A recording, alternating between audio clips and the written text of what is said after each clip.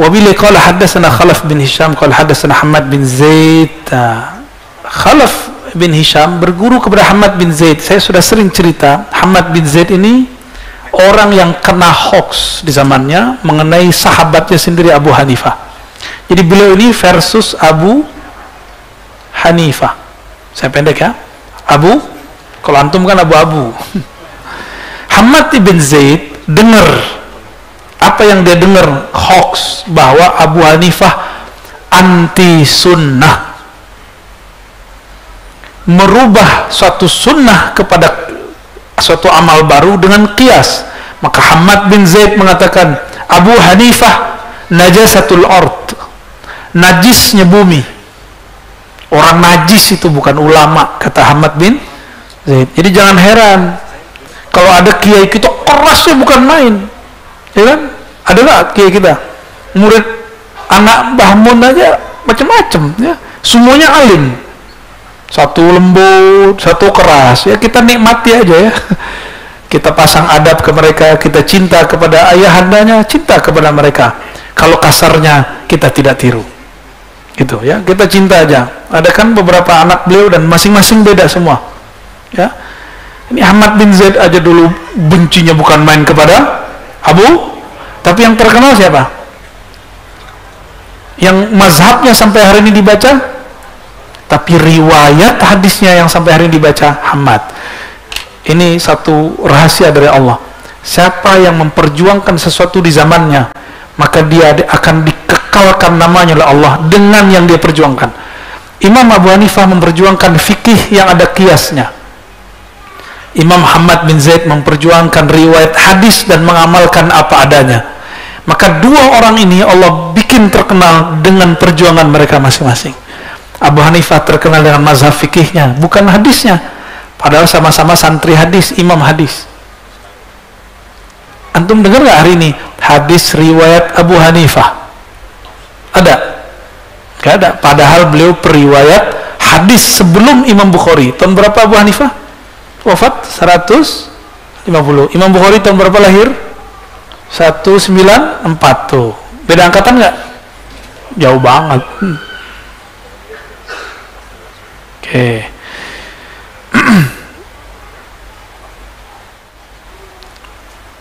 An Abi Jamrah qala sami'tu Ibnu Abbas.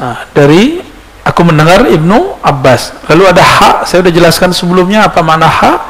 Ha itu tahwil, memindahkan riwayat. Berarti dia punya dua jalur, satu riwayat khalaf, dia punya guru kedua namanya Yahya bin Yahya. Yahya bin Yahya ini murid juga dari Imam Malik, kawan dari Imam Syafi'i. Wal-lafzu lahu qala akhbarana Abbad bin Abbad. Teks wal-lafzu lahu menunjukkan bahwa ini kalimatnya Abbad bin Abbad. Maksudnya apa? Ulama ahli hadis sepakat untuk tidak sepakat bahwa satu riwayat dari Nabi bisa beda-beda lafaz, ya. Maka satu hadis zikir, beda ahli hadis, beda zikirnya. Loh, kok ada sekarang orang ngomong harus begini bacanya, di luar ini bid'ah. Berarti dia nggak muhadis beneran, muhaddas dia ya. Berhadas. An Abi Jamrah an Ibni Abbas. Riwayat ini ketemu di Abu Jamrah. Jadi kalau saya buat nih sanadnya, Imam Muslim punya dua jalur ke atas. Satu tadi siapa namanya? Khalaf. Satu yang kedua ya. Nanti dia punya guru, ketemu di Ibn Jamrah. Ibn Jamrah. Maka Ibn Jamrah ini disebut dengan poros sanad. Apa sebutannya? Poros sanad ini juga disebut dengan, dulu orang kalau ngaji nyantri ke Imam Ibnu Jamrah. Ini murid-muridnya, jalur-jalur itu ya.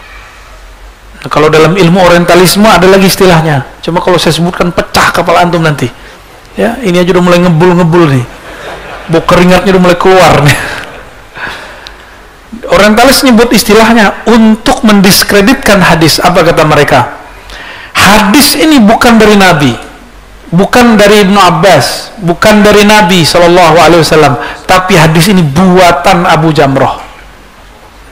Nama teorinya projecting back. Tuh, bingung kan? Apa artinya saya juga nggak tahu tuh. Ya. Ya. Lalu dia membuat kilas balik, dari mana sumbernya? Oh, sumbernya si Ibnu Jamrah. Berarti hadis ini buatan Ibnu Jamrah. Muncullah teori daripada seorang Belanda namanya Joseph Sacht. Apa kata dia? Tidak adalah hadis itu bersumber dari Rasulullah. Hadis itu buatan ulama ahli fikih abad kedua dan ketiga. Jadi mereka ini wong londo itu dulu menuduh ulama-ulama kita di zaman itu memalsukan hadis.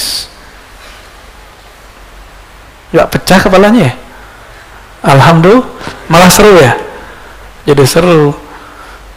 Alhamdulillah saya ngajar orientalis juga. Bukan ngajarin orientalis, ngajarin orang ngeritik orientalis. Ya, nikmat dari Allah lah. Kisahnya mengenai qadima wafat Ibnu Qais ala Rasulullah. Datang utusan wafat Abdul Qais kepada Rasulullah sallallahu alaihi wasallam. Faqalu ya Rasulullah inna hadzal hayy min Rabi'ah. Kami ini dari hayy itu kabilah dari Rabi'ah. Waqad halat bainana wa bainaka kuffaru Mudar. Antara kami dan engkau terhalang oleh orang kafir Mudar. Nama tempat atau nama kabilah. Fala nakhlusu ilaika illa fi syahril haram. Kami tidak dapat datang kepadamu wahai baginda Rasulullah kecuali hanya di bulan haram. Ini bukti bahwa dulu orang-orang yang datang dari wilayah-wilayah itu, mereka emang sengaja datang nyantri kepada Rasulullah sallallahu alaihi, dan gak semuanya datang, cukup utusan. Cukup utusan. Famurna bi amrin na'mal bih. Wahai Rasulullah, yang sederhana aja, ajarkan kami sesuatu yang dapat kami amalkan. Wa nad'u ilaihi min man wara'ana. Lalu kami ajarkan orang di belakang kami, di kampung kami. Nah, ini.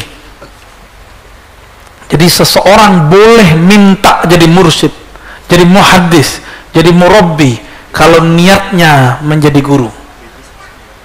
Ya, boleh minta ijazah kalau niatnya ingin menyebar kebaikan dari Rasulullah sallallahu alaihi, bukan pengen dapat gelar. Ya, itulah tradisi ahli hadis. Mereka sering kalau ketemu guru mengatakan ajizni ya syaidi, wahai tuan guru tolong ijazahkan saya. Para ahli zikir mengatakan tuan guru ijazahkan saya. Bukan bangga-bangga, saya megang ini bukan bangga-bangga. Ini kan ijazah imamah tadi ya, bukan bangga-bangga, tapi ingin menyebarkan kebaikan. Bahwa jangankan pakai tasbih, jangankan zikir A, B dan C, jangankan pemahaman, pakai serban aja kita ada sanadnya. Lalu Nabi mengatakan amurukum bi arba. Biar gampang Nabi kasih rumus 4. Aku perintahkan kamu 4 hal. Anhakum an arba. Aku perintahkan untuk percaya kepada Allah 1. Lalu Nabi fassaraha lahum. Nabi jelaskan. Nah, itu ceramah tuh. Bahwa boleh berceramah, ambil satu kalimat penting, jelaskan. Ini dalilnya. Faqala syahadatu an la ilaha illallah wa anna Muhammadar Rasulullah. Lalu lanjutannya ya, syahadat la ilaha illallah Muhammadur Rasulullah. Ini 1. Terus 2, salat. 3, zakat. Yang 4, membayar ghanimah. Tu'addu khumsa ma ghanimtum. 1/5 dari ghanimahmu dikirim ke pusat. Gitu. Dilarang juga kamu untuk beberapa hal. Nah, ini 4 hal ini semuanya adalah alat untuk menyimpan tua. Duba hantam, bukan antam emas ya. Wad naqir muqayyar, jadi itu tempat nyimpan. Ada yang labu dibolongin terus dikeraskan, disimpan di situ seperti jurus mabuk itu loh. Ya. Ada yang kulit, ada yang gentong dari dari kayu dibersihkan lalu di dalam gentong ini tempat-tempatnya, ya. Nabi larang untuk nyimpan itu. Ini sebelum muncul nasakhnya. Jadi nanti ini dihapus juga, bahwa bekas tempat tua boleh dipakai. Ada nanti dalilnya, ya, nanti kita baca dalam waktu. Sampai di situ titik, lalu ada tambahan dari khalaf, syahadatul la ilaha dan kalimat lainnya. Nah, apa makna hadis ini? Pertama, ini sebagai penutup, disunnahkan satu kampung ada yang dikadar jadi ulama, ya. Maka antum kalau sekarang bukan satu kampung, satu RT, bahkan satu komplek harus ada yang jadi ulama. Nanti dialah yang mengajari masyarakat di situ gimana sholat, zakat, segala macamnya, ngimamin, cara ngurusin orang meninggal, ya. Kalau di Jawa namanya Imamuddin, dipendek jadi Mudin, ya. Kalau kami di Sumatera Barat nyebutnya imam, tuanku imam. Tuanku imam ada malin, muallim, ya, ada ahli qiraah, qari. Nah, itu sebutan-sebutan aja. Ini dalilnya, itu yang pertama, ya. Yang kedua,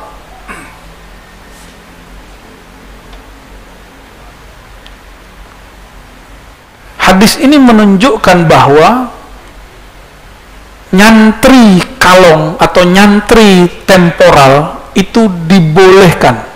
Belajar hanya di waktu tertentu. Di bulan apa saja orang ini belajar? Hanya di bulan haram. Ini bulan haram, bulan Rajab. Maka saya bersikeras menambahkan hadis ini di malam ini, karena hadis ini terjadi di bulan Rajab, ya. Hadis ini terjadi di bulan Rajab. Ini musalsal bisyahr juga, musalsal dengan bulan, sebagaimana dia terjadi di bulan Rajab, kita keluarkan di bulan Rajab. Dan yang ketiga,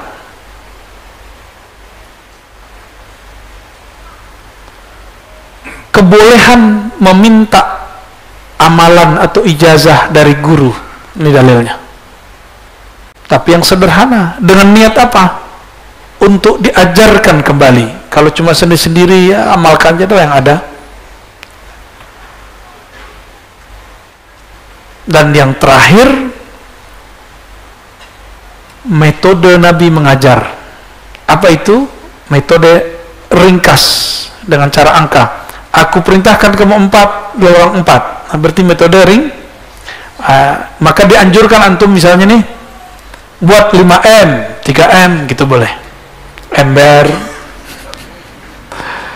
Jadi istilah-istilah itu boleh digunakan.